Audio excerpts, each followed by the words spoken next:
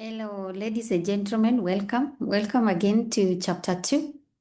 Welcome again to chapter 2. Let me know from the chats. Let me know what you're looking forward for chapter 2, or how has been your reading? How has been your reading so far? Again, if you don't have our book, check on the description. Check on the description. You can get our book on Amazon. You can also get it personally from us. Yeah, you can also get it from Nuria, Kenya Bookstore. So this is the last part of chapter 2. I would like us we start chapter 3 immediately. And we want to look at the role of grief in retirement. And grief is a very, if not well managed, any life event that causes or triggers grief has to be dealt with consciously. And retirement involves multiple losses, even when it's voluntary or well planned. Yeah, and we know grief comes as a result of loss. So what are you losing? And there is loss of role and status. There are so many people who have attached their status, their roles in life with their workplace. And now when they retire, there is the loss of the role they played, whether in office, whether in management, whether in the front office, and also the status it came with it. There is also a loss of daily structure. For example, we have that biological clock that, like, even if you don't have an alarm clock, you will wake up at 5 or you will wake up at 4. Other than that, a biological structure, there is that, like there is how you spend your day. You wake up, you go and take tea, or you go to the bathroom, you go and take tea, you drive to work, or you walk to work, you go to your office, tea time, you go and take tea, lunch time, at 5, you leave your office. That is a day that is well structured, and you lose that in retirement. That's why when people retire, they feel like they feel disoriented because their days lack structure. They have not planned. Don't have a standard plan. Like when you wake up, where do you go? Where do you go? Yeah, there is loss of the daily structure. There is also loss of a professional relationship. Remember, 5 days per week, you go to your office, you meet your colleagues, you meet other people in your professional network. And remember, when you retire, there is loss of that connection. Yeah, maybe there were updates, email updates, WhatsApp updates, call updates, and now they are no longer there. You are not meeting those people. The people you've met for the last 20 years, you are no longer meeting them. So there is that loss of professional relationships. There are also loss of institutional identity. Like we had seen, the identities people attach themselves to. Yeah, you attach yourself with the role, with the office, with the titles and all these things. You forget your real authentic identity. So there is that loss of institutional identity. You lose being associated with that office, being associated with that bank, being associated with those clients.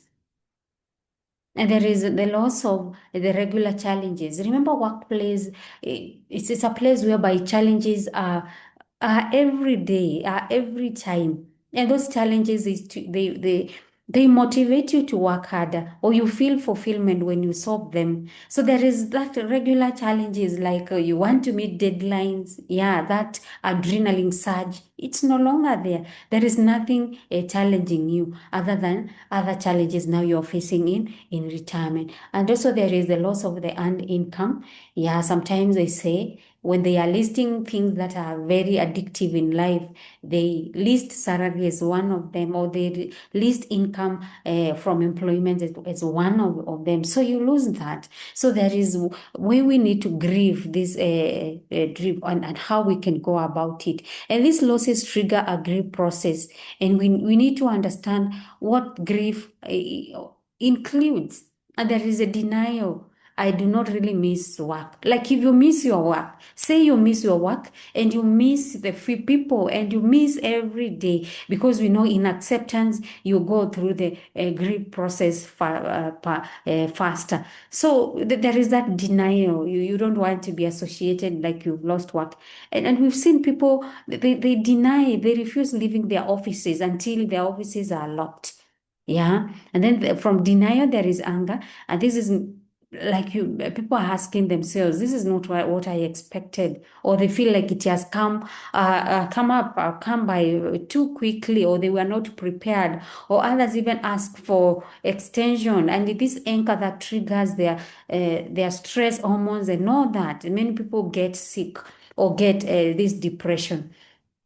And then from anger, they go to, there is the bargaining stage, whereby maybe I'll go back part-time. And you've seen people, others going for part-time, or they are being engaged as casuals or part-time employees.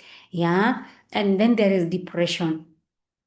What the depression, and if people don't get assistance or they don't get support from their families, from their acquaintances, this is a point where people feel desperate.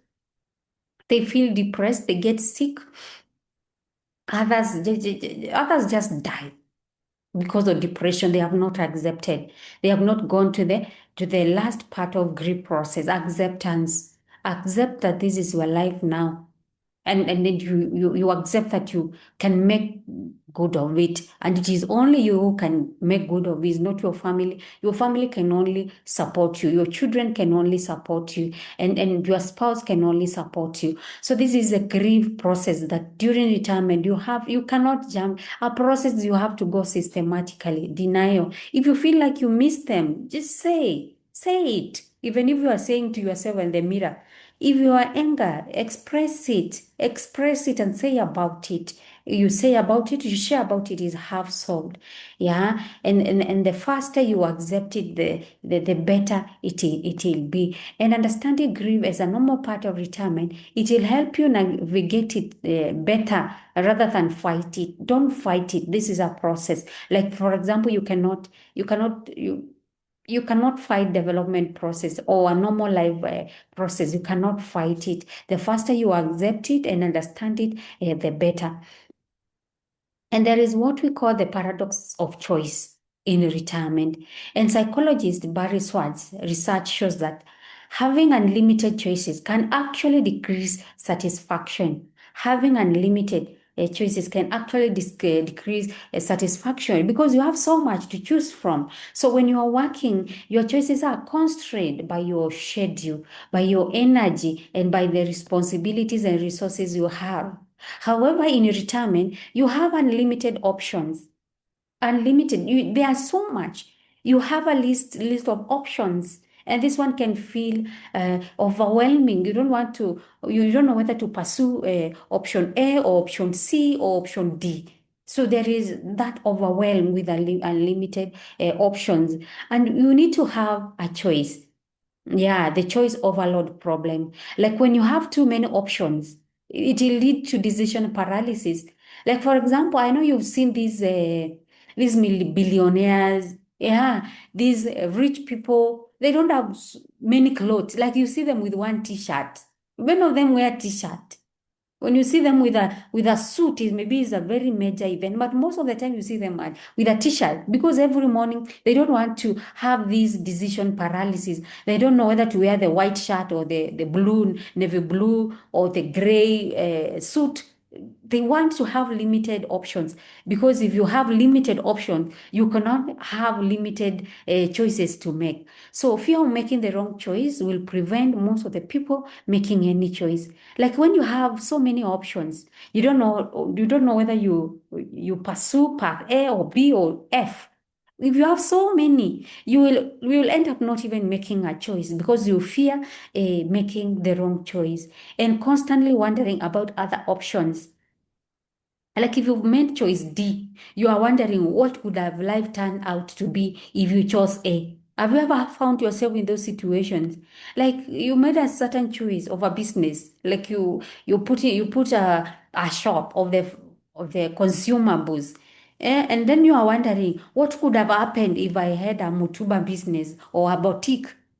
Yeah, so in retirement, there can be a choice overload. And that's why you need a very strategic choice. You need to have a choice that is well structured, that is well architectured. Otherwise, you will get this decision paralysis and you'll end up not making a decision at all. You also need to create your own constraint and structure. Like how? Focus on the good enough choices rather than the perfect choices. Don't look for perfection. Just start with what is good enough, because the more you wait for perfection, the longer you get. And you only need to commit to choices for specific period of times before evaluating them. So commit yourself for a certain quarter or 2 quarters, yeah, so that before you say it, you are able to evaluate yourself. So, ladies and gentlemen, that is it for chapter 2. That is it for chapter 2. So, next time we'll look at chapter 3. Let me know from the comment section how have you understood? How have you understood the grief process? So, ladies and gentlemen, see you in our third chapter.